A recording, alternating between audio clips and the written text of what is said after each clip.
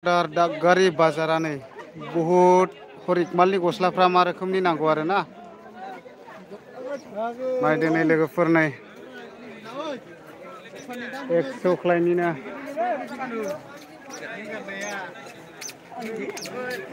फै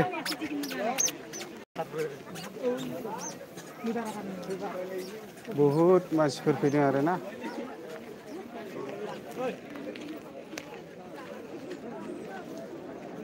ये 500 का jacket only 100 है।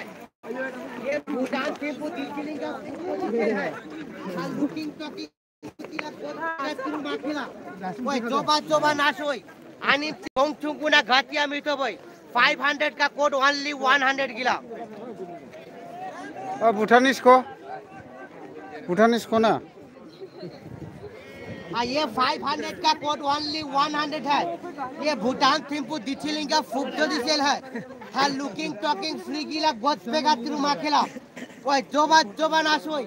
आनिमची गोंगचुंगुना घाटिया मिटो भाई होय ना ना होय मा जुमखा ओ थैस डेन्जारलै बियो जयगावनि मानसि ना मा जयगावनि ना आच्छा जयगावखौ मानसि हो आरखो दे लगा मानु आहि आसे ना खो दे सुब साब थाकिले तो खट हबो जयगावनिफ्राय फानफैदों आरो ना बेयाव नै दागगारि भुटान बर्डाराव आरो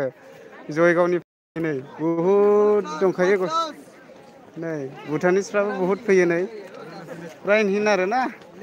आं देखायनि नोंथांमोननोहाय लाइभआवहाय दागगारि बाजारखौ बहुत बायखायो नै गस्लाखौहाय ओरैबायदि बायलायो नै बहुत बायो आरो नायदो गस्लाया नै धामाका गस्ला बाजार आरो गाहायाव थांना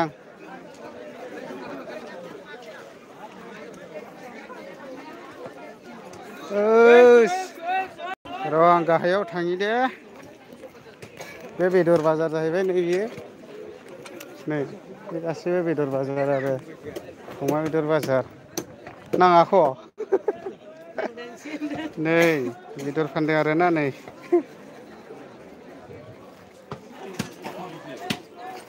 ओमफ्राय नै ओरैबो धामाकाल' दंखायो नै गस्लाया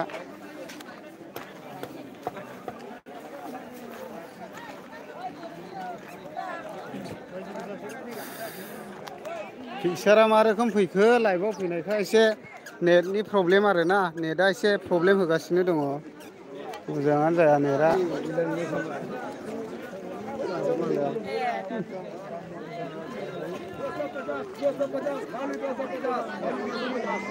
ओइस अबाव सोरनिखौ बायथ'नांगौलै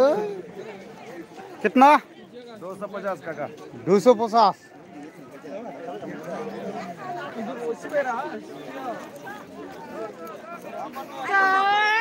Ai, con suối đường không? Con suối đường không? Đây, bế sùng mày khát đây này. Sừng grep lên rừng nè.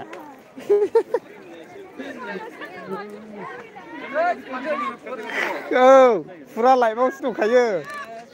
Online kha.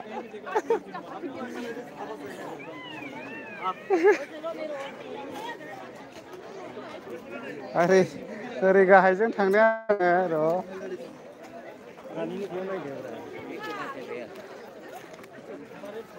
र' दखान जाहैबाय हैस धामाकालै जेरैबो नायलाय गस्ला दखाना नै मा खालामनो होद हाबाब हैस मा खालामनोलै गदि बेयाव 50 थाखाल' आरोखि ना बेयाव बहुत बायदों आरो ना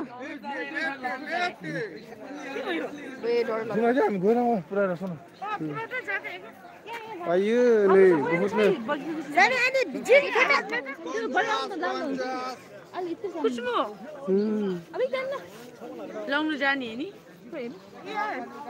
खुसिमु माने बियो माबायदि होनदों नै भुटानिसनि आरो ना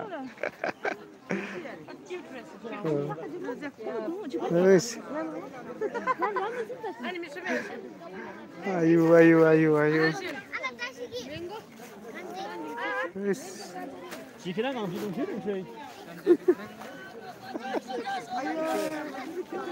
Ura लाइमावसो दंखायो नायनायनोलै लोगोफोर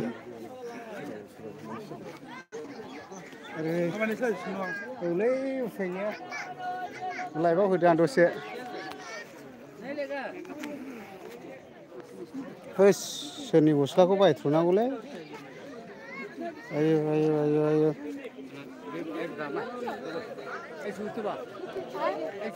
राम रहो यो दीदी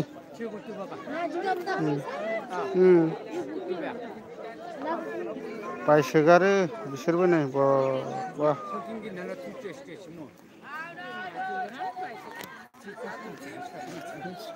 हाबाय बेसेबां नायनायलै गस्ला दखानालाय फुरा लाइमावसो दंखायो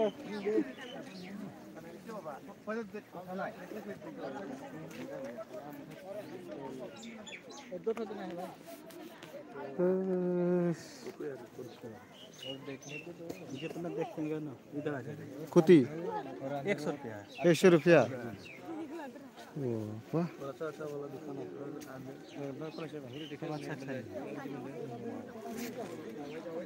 सोरनि दखानाव बायथ'गोन बहुद दं आरोना गस्लाफ्रानो नै दामाखार 6 मिनिट फन आरो नायलांबावदो ओरै देखायगासिनो आङो ओमफ्राय माथो लांफैदो बायह्राया आं भुटानाव थाङो गोजौआव दा दसे माबानो माथो नुनो आइसि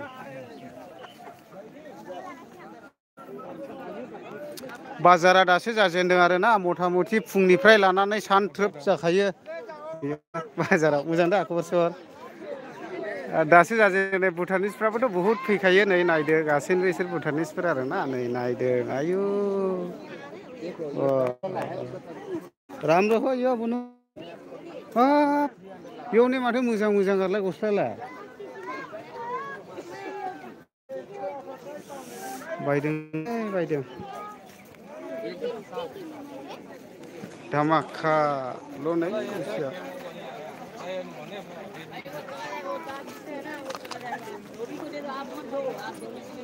ओमफ्राय आं गेजेराजों थांबावनि दे गस्ला दखानाथ' आरो जोबनो थांखाया नालाय नै बबा मोजां मोजांथार नै गानदों माथो लाखो नोंलाय ए दे बेराय नै बायसोगारदों गस्ला मोजां मोजांखा नै बा समायखाबाय नै ये ठीक छो नहीं बोलो पूरा फिटिंग बो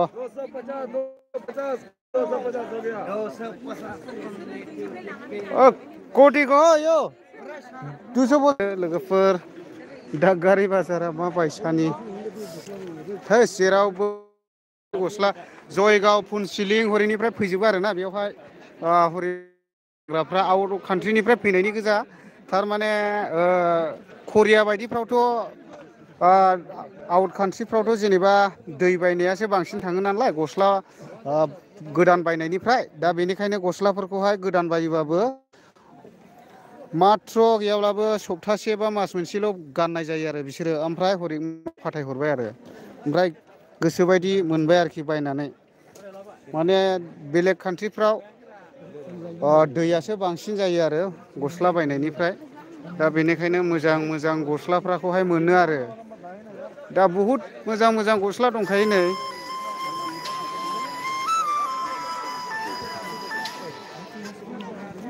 बेबायदि आरो बायगासिनो दङ नै बहुद गस्ला नै हाब समायबायलै जिबनबा लादो बेगा बुंजेनबाय आं आच्छा दे नै गोदोनि लोगोफोरखौबा लोगो मोनखादों नै आच्छा आंथ' आरो ओइसोरलाय मा साइसनिलाय औ मोजां मोजांखा नै बबा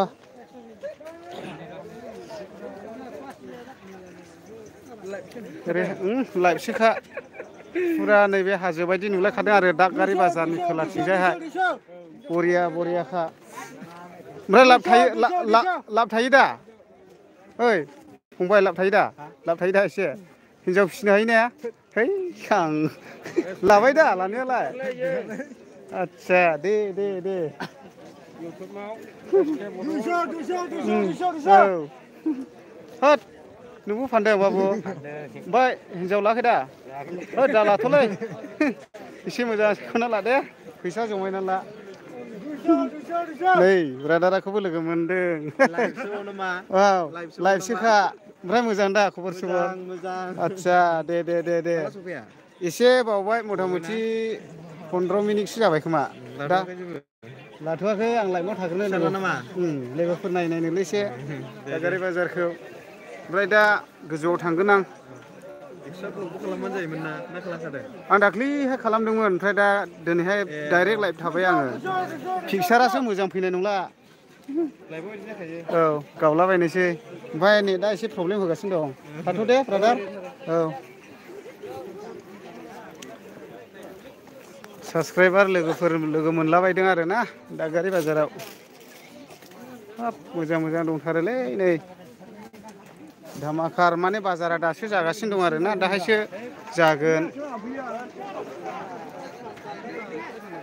फै नै लंफेना मोनबाय मोनाखिसैलै लाजोबलाय लांबाय आयु बुंजोबखाबाय नै लाखानांगौरा मोजां आं दाहायसो लागोनलै र' लाइभआव थाग्रोनि दसे बेरायथ' दे नोंथ' गोजौआव थांखादा आं गोजौआव थांगोन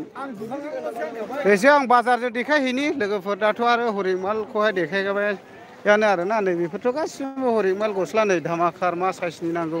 फुरा मोनजोबगोन आरोना इयावहाय औ बरिया दंखायो दा ने लाइभआवसो दंखायो मथा मथिखा औ सेस दंजोबो नै लांफैनो हागोन आरो दागगारि बाजारावहाय ओरैबायदि है बायो ओरैबायदि बायफैखायो नै मानसिफ्रा नै बायगासिनो दङथ' लस गैया नै माथो फंबाय आलैरा दे जेरैबो गस्ला दखानलै रायजोफोर नै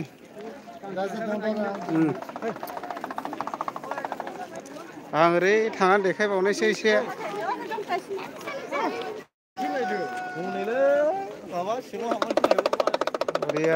बरिया गस्ला बायदों नै मानसिफ्रा धामाकार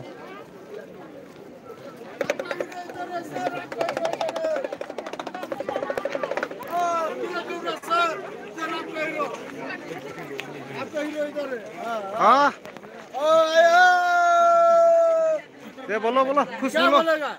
बोलो ना जैकेट 500 में पहुंचे जैकेट 500 में ओवरकोट 200 अच्छा बुलेट प्रूफ जैकेट 2000 कहाँ से भाई बांग्लादेशी ब्रो बरिया नै गस्लाफ्रा आरो ना बांग्लादेशी ब्रो आयो अच्छा बांग्लादेश बाबा कंपनी ये बाबा कंपनी ऐसे पैसा आता बाबा कंपनी मैडम चुप भन्छ ये बाबा कंपनी दे नायदो ओइ बाबा कंपनी सिगरेट कंपनीको छैन सिगरेट कंपनी सबै पाउँछ बजारमा ल ओइ भाइ जान्छु ल दादगारी बजारमा आउनु है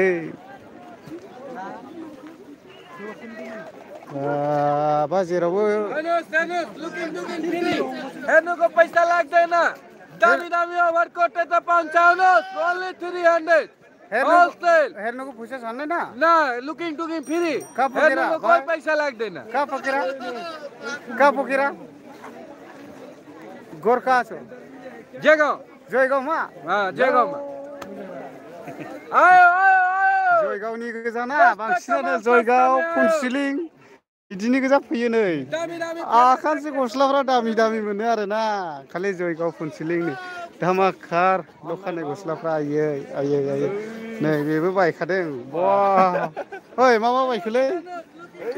लुकिं टुकिं फ्रि सो आइले म भुटान मा आइले म भुटान मा सो काहिनेको आइले दागारि बाजार भुटानाव थांगोन दा आच्छा लंपेन्ट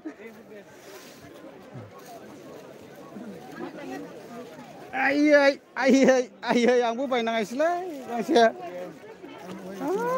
माजा साइसनि हरदों मालाथो प्रग्रामा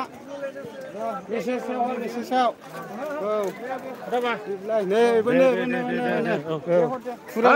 लाइभआवसोखा नागिगासिनो दं नै मोनाखौ दाबो मोनसेबो थिगैनो दं ओमफ्राय आं दा दसेनि उनावसो लागोन मनानैसो लांनायनि प्लान दंमोन एसे नागिरनि र' दे नागिरदो दे आलै फंबायमोन लागावदो दि औ दे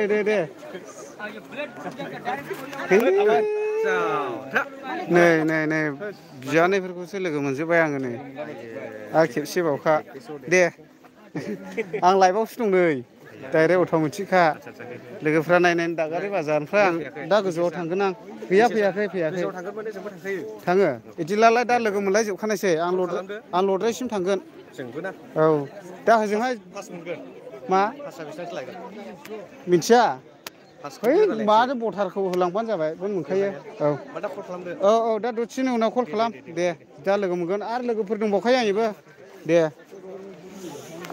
भुटानाव थांगोन आरोना दाहाय दसेल' थासिगोन आं लोगोफोर लाइमाखौ अनलि 20 मिनिट ग्रोब जाबाथाय आं दोननाय जागोन आरोना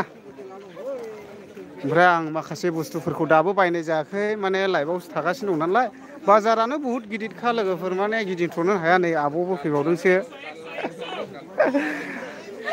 बुहुत मोजां गस्ला मोनो थारमाने शरुमफ्रावहाय फ्रायनो बेबायदि मोजां गस्लाफोरखौ मोनबावासो आउट अफ कान्ट्रिनिफ्राय फैजोबोना बुस्थुआ हजोंहाय माने दैयासो बांसिन थाङो नालाय गस्ला बायनायनिफ्राय खेबफाल' गानो ट्रलनि मानसिफ्रासो गाननानैहाय हरो मानसिफ्रा बायदो दे आब'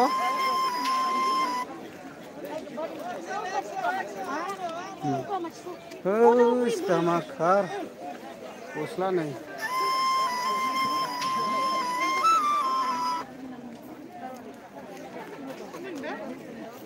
बे गस्ला बाजार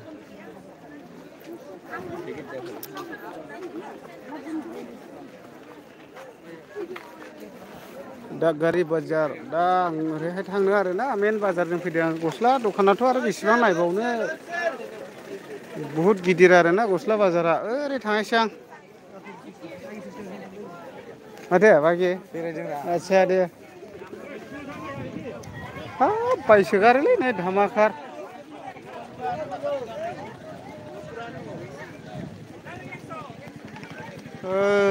मा साइसनि मा खालामदोंलाय नै ओरैनो बेरायफैदों ओमफ्राय मोजां दा नै फुरा लाइमावसो दं आं नोंखौ नुबायो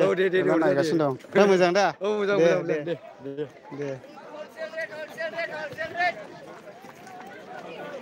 दे इयाव नायनि मा मोनजादों मोनजायाखै जाखासिनो दंखायो नै मानसिफ्रा माथो मोनजायो बेयावलाय औ आच्छा औ फारसेनिफ्राय दंजोबो ने नै आब'नि दखानाव जाफैनो हागोन आं दा दसेनि उनावसो जागोन दे आब' आं लाइभआवसो दङ नै औ जालागासिनो मानसिफ्रा ओमफ्राय नै जों लोगो मोनबोखादों जों ने ओमफ्राय नै बेवाइफ्राबो सोंबावखादोंलै समानसोखा गोदो सावलेन लानायाव समान लोगो मोनलायखाना ने औ मार्सिडिस लानाया इन्सट्राक्टरा खारना होजानानै गैया जोङो आराय बोसोर लानायावनो सेस ओइ थाथ' दे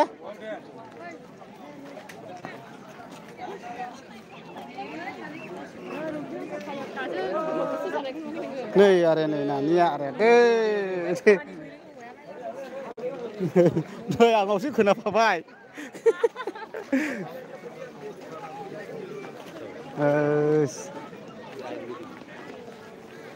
ओइ लोगोफोर 20 मिनिट ग्रोब जाबाय आं लाइभखौ दोनथ'नोसै दे र' भुटानिसफोरनि फिसा बानायखौ दिन्थिस्रानानै आं दोननोसै आरो नै बिदि बायो आरो दा नै बिदि बायो दे